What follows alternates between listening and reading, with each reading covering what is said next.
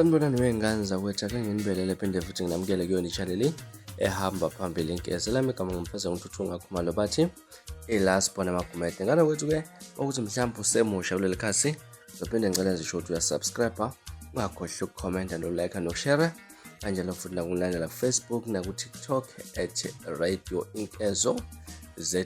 Ngane zakwethu, ufuna lungene enkantolo lomnyango wezempilo KwaZulu-Natal osolwa ngokuphazamisa ufakazi ukubola isidumbu sendodakazi emakhazeni kahulumeni lungenziwe libe ufuzwa ngecala lokudlwengula. Umufi Wandile Ngcobo oyeneminyaka engu-17 ubefunda ku-grade 11 eDurban Girls Secondary uthiwa wadlwengula wagazi waze wafa ngoMeyi ngonyaka odlula. Abasola esebevele kaningi ngaphambi kwenkantolo ubona kukhona nomakhelwane wakhe oneminyaka engu-37 okuvela ukuthi-ke ubengaphandle ngoshela esigwebeni seminyaka engu-15 ngelinye lamacala. Isigameko senzeka ngesikhathi umufi esele yedwa kuboka waye emlaza.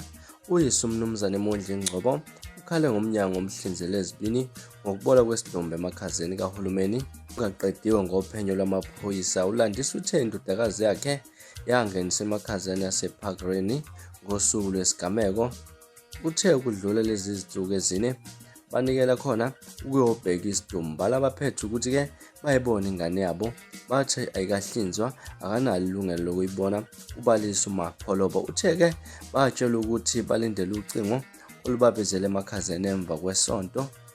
Uthe waxakeka uma sebemshayela ucingo ensukwini ezibili ezandulela ingxoxo yaba kwamxaka ngoba-ke babekade bamtshela ukuthi isidumbu sendodakazi yabo singasemsileni kulayini olinde ukuhlinza. Kuchaza uNgcobo uthe ngesikhathi eseyothatha isidumbu nabamakhazi azimele, abamakhazi kahulumeni abafunanga nokuthi asibonele ngaphakathi, basikhipha basifaka emotweni amakhazi azimele, bathi-ke asengazibhekela yena-ke. Uchaza ukuthi kwamsiza kakhulu ukuthi-ke athi asivule sonke asibone njengoyise. Ingane-ke yayisibolile igcwele nezipethu, khona izingxenye zomzimba esezazisibhucukela inuka, kukhona ngisho nezibhukane ezihlaza futhi ingathungiwe nangendlela ekahle.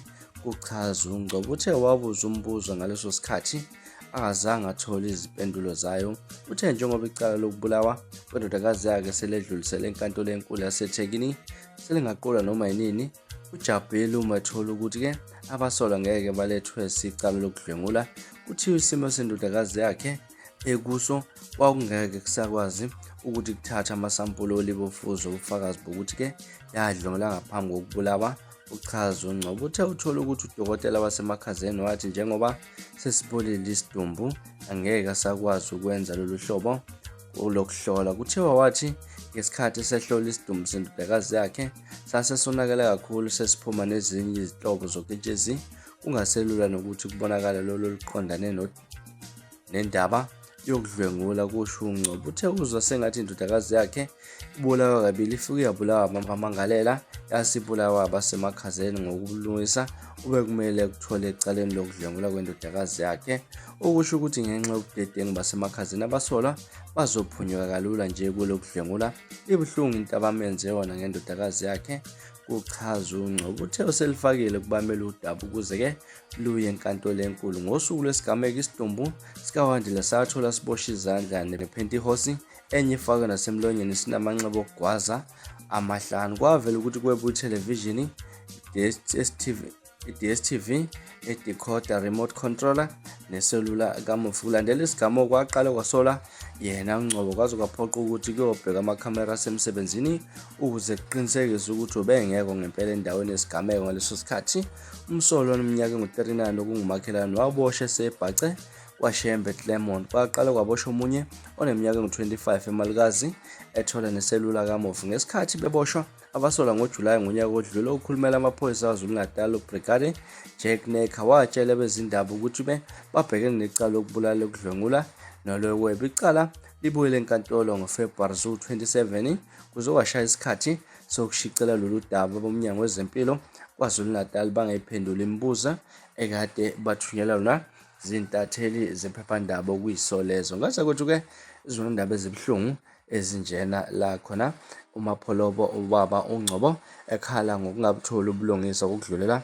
kwendodakazi yakhe ngendlela engaqondakali kahle. Izona esinibekela zona namhlanje kwezi senkezweni. Senkezweni.